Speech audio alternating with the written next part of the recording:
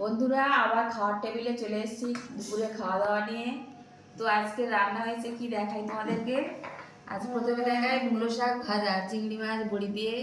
এটা হচ্ছে 5 মিশালি একটা চচ্চড়ি, চিংড়ি মাছ দিয়ে বড়ি দিয়ে। আর এইটা হয়েছে বেগুন আলু বড়ি দিয়ে রুই মাছ। আর এটা হয়েছে ট্যাংরা মাছ ফুলকপি বড়ি দিয়ে। এখন শীত চলে এসছে, এখন তো এইসব সবজি সব শীতের সবজি খেতে হবে। হ্যাঁ। আর বন্ধুরা আমাদের তো ভাই ফোটা ছিল কালকে, কিন্তু হয়নি একটা কারণে।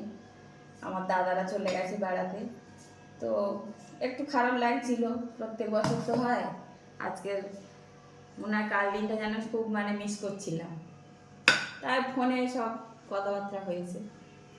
আর এই হচ্ছে সাদা ভাত, এই নিয়ে আমাদের আজকে খাওয়া দাওয়া। ভালো লাগে, মূলো শাক ভাজা খেতে খুব ভালো লাগে।